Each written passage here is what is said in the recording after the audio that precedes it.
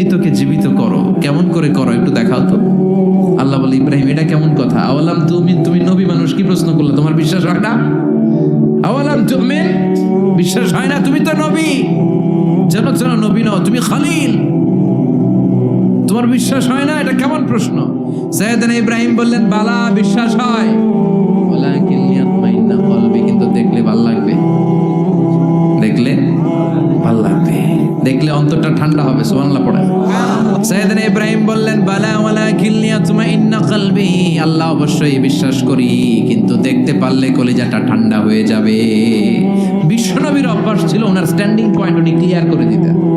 বুখারীর বর্ণনা, ওনার স্ত্রী আমাদের আম্মা জান সাফিয়া বিনতে হুয়াই ইবনে আখতাব, সাফিয়া বিনতে হুয়াই ইবনে আখতাবকে নিয়ে উনি ইতিকাফ অবস্থায় মসজিদে বসে আছেন, আলো আবছা অন্ধকার।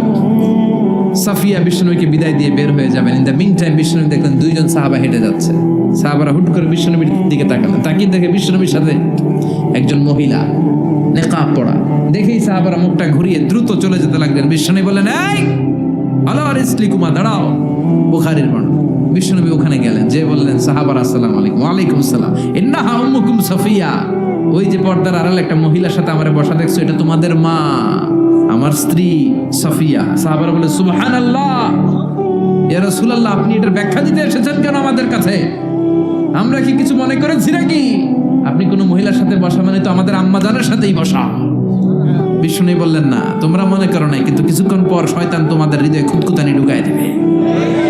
যাওয়ার সময় মনে মনে ভাববা, কিরে নবী কার লগে বসা? না, আম্মা জানের সাথেই বসা। একটু পরে, আসলে কি আম্মা জানের সাথে বসা, নাকি অন্য কেউ ছিল? না না, কেউ ছিল না, নবীর স্ত্রী ছিল। আসলে কি স্ত্রী ছিল না অন্য কেউ ছিল? এই যে খুঁতখুঁতানি, খুঁতখুঁতে স্বভাবের একটা ভাব মনের মধ্যে শয়তান ঢুকাই দিতে পারে কি পারে না? এজন্য ক্লিয়ার হয়ে নেবেন। ক্লিয়ার হয়ে নেওয়া সুন্নাত, ক্লিয়ার হয়ে যাওয়া। আল্লাহ, আমি ক্লিয়ার হতে চাই, ক্লিয়ার হওয়া সাইয়েদনা ইব্রাহিমের সুন্নাত। সুবহানাল্লাহ পড়েন। আল্লাহ, কেমন করে মৃতরে জীবিত করো তুমি দেখাও। আল্লাহ বললেন, 4টা পাখিরে টুকরা টুকরা করো, জবাই করো, টুকরা টুকরা করো, পায়ের সাথে মাথা মিশাও, মাথার সাথে কলিজা মিশাও, টুকরা টুকরা করে ওই পাহাড়ের মধ্যে ছিটিয়ে দিয়ে আস। এরপরে এই পাশে এসে সুম্মা দুউহুন্না ইয়াতিনাকা সায়া, আমার নামে পাখিগুলারে ডাক দাও। উনি এই পাশে এসে আল্লাহর নামে টুকরো টুকরো করে ছিটিয়ে দিয়ে আসা পাখিগুলোর ডাক দিতে দেরি মুহূর্তে পায়ের সাথে মাথা, মাথার সাথে বডি লাগে জীবিত হয়ে পাখিগুলো দৌড়ে সাইয়েদনা ইব্রাহিমের কাছে চলে এসেছে। আল্লাহর কোরআন সাক্ষী। ইয়াতিনাকা সায়া, এই যে আল্লাহর সাথে ওনার কি ডায়ালগ মারছেন, এটা কোরআনে আছে না নাই? বাৎসরিক পূজা অনুষ্ঠানের দিন আসলো। বাৎসরিক পূজা অনুষ্ঠানে সবাই ইব্রাহিমরে ধরছে, ইব্রাহিম চল আমরা পূজা দিতে যাব। সাইয়েদনা ইব্রাহিম ফানাযারা নাযরাতান ফিন নুজুম, তাকালেন আকাশে আর বললেন, ইন্নী সাকিম, আমি যেতে পারবো না, আমি অসুস্থ। আমি কি আসলে সুস্থ ছিলেন? তো অসুস্থ বললেন কেন? কারণ অসুস্থতা 2 ধরনের, চিল্লায় বলেন। একটা শারীরিক, আর একটা সাইয়েদনা ইব্রাহিম মানসিকভাবে প্রচন্ড বিপর্যস্ত ছিলেন, অসুস্থ ছিলেন। এর কারণ গোটা উম্মত মূর্তির পূজা করে, এই দৃশ্য দেখে কোনো নবী মানসিকভাবে সুস্থ থাকতে পারে? উনি বললেন, আমি অসুস্থ, তোমরা যাও। সবাই বলল, ঠিক আছে আমরা যাই। ইব্রাহিম, তুই আমাদের ঘরের মূর্তিগুলারে পাহারা দে। মূর্তি পাহারাদার একজন ভালো লোক পাওয়া গেছে। মূর্তি পাহারা দেওয়ার জন্য ভালো একজন পাহারাদার পাওয়া গেছে। সাইয়েদনা ইব্রাহিম কয়, ঠিক আছে আজকে পাহারা দিমু, জন্মের পাহারা, যা তোরা দিতাছি, পাহারা দিতেছি, যা। এইবার সাইয়েদনা ইব্রাহিম মূর্তির ঘরে ঢুকলেন। দেখেন কি সুন্দর কথোপকথন আল্লাহ তুলে ধরলেন। আল্লাহু আকবার। মূর্তির ঘরে, দেবীর ঘরে ঢুকে উনি ঘুরে ঘুরে তাকায়, দেখে একটা এমনি হাত আর একটা ব্যাগ, 14-15টা হাত নিয়ে তাকায় আছে। উনি সবগুলার সামনে এভাবে তাকায় আছে, দেখে এক একটা চেহারা, একটা হাতির গণেশ স্টাইলের, আর একটা এরকম, আর একটা নারীর, আর একটা বাঘের, আর একটা তলোয়ার নিয়ে আইতাছি, কোপায় ফেলাবো। আছে না নাই? সবগুলোর সামনে যায়, যে দেখে আর অবাক হয় কত ধরনের খোদার কাছে এরা কত কিছু চায়।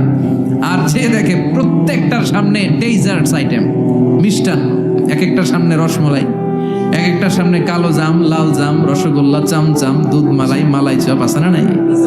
যে পানি চলে আসছে নাকি? তো সাইয়েদনা ইব্রাহিম অবাক, কিরে এত মূর্তি, এত ডিজাইন, এত ভাবে এরা অঙ্গভঙ্গি করে আছে, এত খাবার দেয়া, খায় না কেন? সাইয়েদনা ইব্রাহিম ভাবলেন মনে হয় নাগাল পাই না, আমি একটু তুইলা ধরি। উনি রসমলাইয়ের বাটিটা নিয়ে যেটা হা করে আছে ওইটার সামনে যায় কয় খা। কি কয়? বানাই কইতেছি মনে হয়। ফারাগা ইলা আলিহাতিম, মূর্তিগুলোর কাছে গেলেন। ফাকালা আলা তাকুলুন, খাবি না? খাবি না তারে আমি কইছি খা, কোরআন থেকে বলছি, ঠিক কি না? উনি ভাবলেন ওরা হয়তো খেতে পারে না, নাগাল পাচ্ছে না, কিংবা আমারে দেখে লজ্জা পাচ্ছে। নিজ থেকে রসমলাইয়ের বাটি তুলে ধরলেন। উনি বললেন খা, আর ওগুলা কয় হা হা করে রয়েছে, নড়েও না চড়েও না। উনি মুখের সামনে তুলে ধরে বললেন আলা তাকুলুন, খা। সবগুলার সামনে গেলেন, খা খা। কেউ খায় না, ওগুলো হা করে আছে। সাইয়েদনা ইব্রাহিম বললেন খা, কেউ কথা কয় না। উনি বললেন খাবি না কেন? তাইলে কথা ক। এই যে কষ্ট করে উড়াইলি, মুখের সামনে দিলাম, খাবি না কেন? কথা বল। আল্লাহ তাকুলু, খাবি না কেন? কথা বল। মা লাকুম লা তাতাকাল্লামুন, খাবি না কেন? মা লাকুম লা তানতিকুন, হয় খা নয় কথা ক। বলতেই লাগলেন খা খা। প্রত্যেকটা মূর্তির সামনে গেলেন, খা। ওগুলো করে আছে হা, কোনো কথা কয় না। কয় কেন খাবি না? তাহলে কথা ক। খায়ও না, কথাও কয় না। আপনার ছেলে বায়না ধরছে, আব্বা চানাচুর খাম। কি খাম? চানাচুর কিনে দিলেন, এই নে চানাচুর। এখন চানাচুর খায় না। কিরে বাপ খাবি না কেন? কথাও কয় না, খায়ও না, কথাও কয় না। এখন বাকি আছে কোনটা? কথা কর। ফারাগা আলাইহিম দারবাম বিল ইয়ামিন, ডান হাতে কোপানো শুরু করলেন। ইচ্ছা মতো ঘুষি কিল মারতে মারতে মূর্তিগুলার সাইজ। ফারাগা আলাইহিম দারবাম বিল ইয়ামিন, এক একটা নবীর হাতে জান্নাতি শক্তি দিয়েছে কে? খা নাইলে কথা ক। খায় না, কথাও কয় না, বাকি আছে। মায়ের মারতে শুরু করলেন, মারতে মারতে সব শেষ। তারপরে খুঁজে পেলেন একটা কুড়াল। কি পাইলেন? কুড়াল দিয়ে এখন মারতে আরো সুবিধা। খালি এটা এইভাবে মারে, ওইভাবে মারে। মারতে মারতে যতগুলো মূর্তি ছিল সবগুলো মেরে বড় মূর্তিটার গায়ে মারতে যাবে। In the meantime stop, না এটারে মারব না। ফাজআলাহুম জুদাদান, সবগুলার টুকরা টুকরা। ইল্লা কাবীর আল্লাহুম, বড়টা ছাড়া ওইটারে রেখে দিলেন। আর বুদ্ধি করে কুড়ালটারে বড়টার কাঁধে ঝুলাইয়া দিলেন। বড় মূর্তিটার কাঁধের মধ্যে ঝুলাই দিলেন। ঘটনাটা সুন্দর হয়েছে না? এখন কেমন যেন মনে হয় এটা কোপাইয়া দাঁড়ায় রয়েছে বাবার বেটার মতো। বড় পূজার শেষ, পূজার দিনক্ষণ শেষ। বিকেলবেলা পূজা মণ্ডপ থেকে সব এসে দেখে সর্বনাশ। পাহারাদার ইব্রাহিম কই? আনতা ফাআলতা হাযা বিআলিহাতিনা ইয়া ইব্রাহিম। ইব্রাহিম, সর্বনাশ কে কইছে? তুই কইছত নি? কই আইনো, বড়টাই কইছে। ওইটারে জিজ্ঞেস করো। বাল ফাআলাহু কাবীরুহুম হাযা ফাসআলুহুম ইন কানু ইয়ানতিকুন, কোরআন থেকে বলছি, আমি করি নাই। ওই দেখ কুড়ালটা কার কান্দে? বড়টার কান্দে, ওইটারে জিগা। সবাইকে খাইছে। সবাই বলে ইব্রাহিম তুমি কি জানো না এগুলো কথা বলে না? সাইয়েদনা ইব্রাহিম বলে যে এটা কথা কয় না, ওইটার পূজা করস কেন? যেটা কথা বলে না, যেটা নিজেরাই নিজেদের মায়ের থেকে বাঁচাতে পারে না, নিজেরাই নিজেদেরকে রক্ষা করতে পারে না, তোরে কিভাবে রক্ষা করবে? এগুলোর পূজা কেন করিস? ফাবুহিতাল্লাযী কাফার, কারো কোনো জবাব নাই, লা জবাব। সবাইকে ইব্রাহিম তুই বড্ড বেড়ে গিয়েছিস, তোরে নমরুদের কাছে নেওয়া হবে, রশি দিয়ে পেঁচিয়ে নমরুদের কাছে নেওয়া হলো। নমরুদের নাম শুনছেন? শোনেন নাই বোধহয়? শোনেন নাই? পৃথিবীতে 4 জন বাদশা ছিল, যারা গোটা বিশ্বের বাদশা। গোটা বিশ্বের 2 জন কাফের, 2 জন মুমিন। মুসলমানের একজন হচ্ছে যুলকারনাইন, আরেকজন হচ্ছে সাইয়েদনা সুলাইমান। কাফেরের একজন হচ্ছে বাখতানাসার, আরেকজন হচ্ছে নমরুদ। এই নমরুদের কাছে নিয়ে যাও রশি দিয়ে বেঁধে। এবার নমরুদের সাথে কি ডায়ালগ মারছে এটা তো আর কোরআনে নাই। কথা কন, এটাও আছে। নমরুদ বলে ইব্রাহিম শুনলাম তুমি নাকি আমাদের খোদাগুলারে মারছো, তুমি নাকি কোন আল্লাহর ইবাদত করো, তুমি নাকি কোন নতুন রবের তথ্য নিয়ে আমাদের বাবেল নগরীতে আগমন করেছো। আমি ছাড়া কোনো খোদা আছে বলে তো আমি শুনি নাই। এই বাবেল নগরীতে আমি ছাড়া কোনো খোদা আছে আজকে নতুন শুনলাম। কে তোমার খোদা? কি তার পাওয়া? এবার ডায়ালগ মারা শুরু করলেন সাইয়েদনা ইব্রাহিম। সাইয়েদনা ইব্রাহিম বললেন রব্বি আল্লাযী ইউহয়ী ওয়া ইউমীত, আমার রব এমন রব যিনি জীবন দেয় আবার মরণও দেয়। জীবন দেয় কে? মরণ দেয় কে? নমরুদ বলে তাই তোমার আল্লাহ জীবন দেয় মরণ দেয়? আনা উহয়ী ওয়া উমীত। এবার নমরুদ ডায়ালগ মারতেছে, খালি ডায়ালগ। উহি ওয়া উমীত, আমিও তো জীবন দেই, আমিও তো মরণ দেই। সাইয়েদনা ইব্রাহিম বললেন, তুমিও যদি আমার আল্লাহর মতো জীবন দাও, মরণ দাও, তাইলে দেখাও। নমরুদ জেলখানা থেকে দুইজন ফাঁসির আসামিকে ধরে এনে একটা ধারালো ছুরি নিয়ে প্রথম আসামির পেটের ভিতরে ধা করে ছুরিটা ভরে দিয়েছে। ফিনকি দিয়ে রক্ত ছুটলো, লোকটা ছটফট ছটফট ছটফট করতে করতে দুনিয়া থেকে বিদায়। এবার পেট থেকে ছুরিটা বের করে দ্বিতীয় আসামির পেটের মধ্যে ঢুকাতে যাবে ধা করে। In the meantime stop, ঢুকায় নাই, পেটে ঢুকাইতে যাবে ঢুকায় নাই। ইব্রাহিম, এই যে দেখো, তোমার সামনে প্রথম লোকটারে আমি জীবন মৃত্যু দিলাম, আর এটার মৃত্যুর পথ থেকে বাঁচাই, এটারে আমি জীবন দিলাম। প্রথমটারে দিলাম মরণ, পরেরটারে দিলাম জীবন। তোমার রব যেরকম করে জীবন দেয় আর মৃত্যু দেয়, আমিও জীবন দেই, আমিও মৃত্যু দেই। চিল্লায় পড়েন নাউযুবিল্লাহ।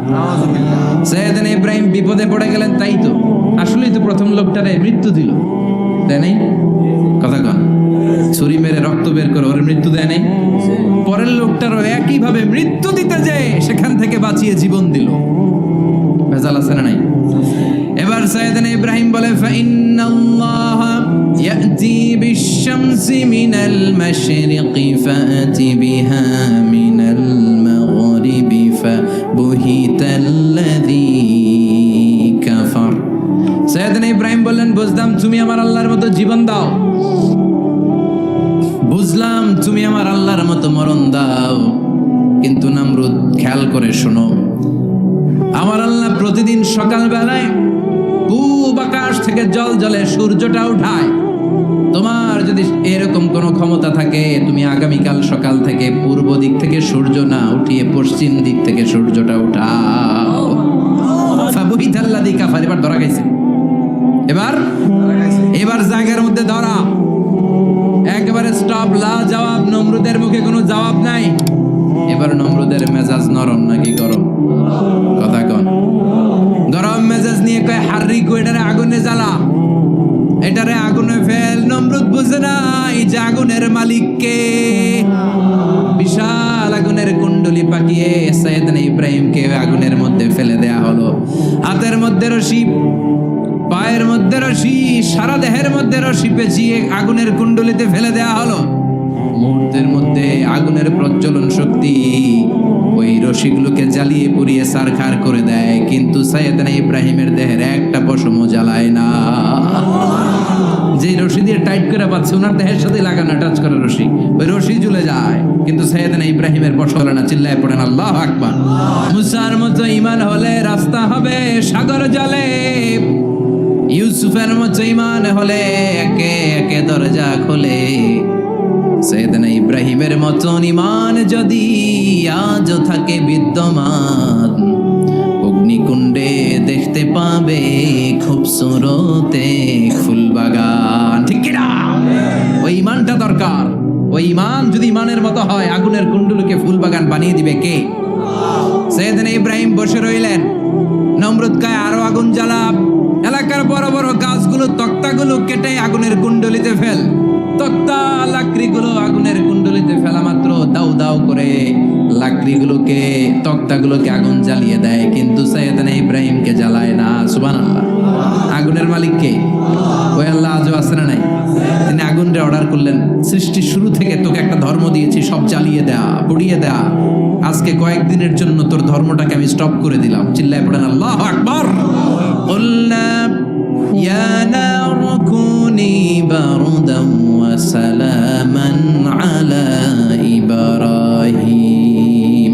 আল্লাহ বললেন, আগুন খবরদার, আমার ইব্রাহিমের গায়ের যেন পশম না পুড়ে যায়, কারণ ইব্রাহিমের সন্তান হবে ইসমাইল, আর ওই ইসমাইলের বংশে আমি পাঠাবো আখিরি জামানার পয়গাম্বর। ইব্রাহিমের যেন কিছু না হয়, কোন ইবারদা, ঠান্ডা হয়ে যা, কি হয়ে যা, কিন্তু এত বেশি ঠান্ডা হবি না যাতে ইব্রাহিমের সর্দি না লেগে যায়। সুবহানাল্লাহ কোন। আগুন বলে, আপনি বললেন কোন ইবারদা, ঠান্ডা হ, আবার কোন এত ঠান্ডা হবি না যাতে সর্দি না লাগে, কেমন ঠান্ডা হবো? আল্লাহ বললেন, সালামান আলা ইব্রাহিম, সালাম হয়ে যা, শান্তির গুলবাগিচা হয়ে যা, এয়ার কন্ডিশন নাতিশীতোষ্ণ হয়ে যা। চিল্লায় পড়েন আল্লাহু আকবার। 40 দিন ছিলেন এই আগুনের কুণ্ডলিতে, কিচ্ছু হয় নাই। সুবহানাল্লাহ পড়বেন না? শেষ জীবনে উনি ওনার নাতিপুতিদের সাথে গল্পের সময় বলতেন, যে আমার জীবনে সবচেয়ে আরামদায়ক সময় কাটিয়েছি আমি নমরুদের আগুনের কুণ্ডুলির ভেতরে থেকে, চিল্লায় এখন সুবহানাল্লাহ। তার মানে পুরো আগুনের কুণ্ডুলির গোলবাগিচা বানিয়ে দিয়েছে কে? ওনার জীবনের শ্রেষ্ঠ সময় নাকি এটা, সবচেয়ে আরামসে নাকি কাটিয়েছে এই আগুনের কুণ্ডুলির ভেতরে, চিল্লায় পড়েন আল্লাহু আকবার। এবার আল্লাহ ডেকে বলেন, নমরুদ অনেক হয়েছে আর না, অনেক চান্স তোমারে দিছি আমি, অনেক ছাড় দিছি, মাগার ছেড়ে দিব না। আল্লাহ কি দেয়? ছাড় দেয়, ছেড়ে দেয় না। মনে থাকবে, আল্লাহ বলে তোরে মারতে আমার কামান লাগবে না, গোলা লাগবে না, ফেরেশতা লাগবে না, তলোয়ার লাগবে না, নমরুদ তোরে মারবো আমি ল্যাংড়া মশা দিয়া। ফারসালাল্লাহু তাআলা বাউদা, আল বাউদাতু জুনদুম মিন জুনুদিল্লাহ। এই মশাগুলো আল্লাহর সৈনিক, কথা কন। এই মাছিগুলো আল্লাহর সৈনিক, এই সাপ আর ব্যাঙগুলো আল্লাহর সৈনিক, এই বাতাস আল্লাহর সৈনিক, এই মাটি আল্লাহর সৈনিক। মাটি যদি কাঁপাকাঁপি শুরু করে বসে থাকা যাবে? কথা কন। ভূমিকম্প হইলে সব দৌড়াদৌড়ি আছে না নাই? আগুন লাগলে দুর্ঘটনা আছে না নাই? বাতাস যদি 70 থেকে 80 কিলোমিটার বেগে ছুটে আসে দুর্ঘটনা আছে না নাই? ফারসালাল্লাহু বাউদা, আল্লাহ একটা ল্যাংড়া মশা পাঠালেন। এই ল্যাংড়া মশা নাকের ভিতর দিয়ে ঢুকে মস্তিষ্কের মাঝখানে যে কামড়াতে শুরু করেছে। মশার কামড় খাইছেন না আপনারা? শীতকালে যখন আমরা কম্বল মোড়া দিয়ে ঘুমাই, কানের সামনে যখন পন পন শুরু করে কেমন লাগে? কি বিরক্তি লাগে না? আবার ছেড়ে টেরে আবার শুই, আবার পন পন। তো পন পনের আওয়াজই আমাকে সহ্য হয় না। ওই মশা নাকি দিয়ে ঢুকে দিকে কামড়া, ওই বেটার কেমন লাগে? কথা কন। নাকের ভিতর দিয়ে মশা ঢুকে ভিতরে কুটকুট কুটকুট করে কামড় মারে। এই কামড় খাইয়া নমরুদ এবার নাচানাচি শুরু করছে। I M A disco dancer. Or dance দেখে সবাই হাসে, একেবারে I M A disco dancer. Or dance দেখে সবাই অবাক। ঘটনা কি? খোদাই লাফায়। এতদিন ধরে সবাই নমরুদরে পূজা করতো আর বলতো নমরুদ সবচেয়ে বড় খোদা, নমরুদ সবচেয়ে। এখন খোদা কি করে? ড্যান্স দেয়। চিল্লা এখন কি দেয়? এবার নমরুদ বাঁচার জন্য মাথার মধ্যে আঘাত করে, কিন্তু মশা বের হয় না। চিল্লায় আওয়াজ করে উত্তরে বলেন, মশা ঢুকছে কার অর্ডারে? এই মশা বেরোবেও কার অর্ডারে? মাথার মধ্যে আঘাত করে ঘুষি মারে, কিল মারে, কিন্তু মশা বের হয় না। এবার আশেপাশের যারা আছে খাদেম খুদ্দাম কয় তোরাও ঘুষি মার। খাদেম খুদ্দাম মনে মনে কয় আজীবন অনেক মারছস, আজকে আমরা মারুম। সুযোগ পায়া কিলের উপর কিল আর ঘুষি। আজীবন অনেক কাজ করাইছিস আমাদেরকে দিয়ে, অনেক জুলুম করেছিস, আজকে সুযোগ পাইছে মতো মাইরা লই। খাদেম খুদ্দাম ওরাও কিল ঘুষি। ঘুষাইতে ঘুষাইতে চেহারার মানচিত্র পাল্টাই দিছে, মাগার মশা বের হয় না। এই মশা ঢুকছে কারা দেশে? কথা কন। এই মশাটা যদি বেরোতে হয় অর্ডার লাগবে একজনের। চিৎকার করে বলেন, তিনি কে? নিজেও মারে, বেরোয় না। খাদেম খুদ্দামরা মাথার মধ্যে কিল ঘুষি মারে, বেরোয় না। নমরুদ কয় এবার আমারে জুতা মার। কি মার?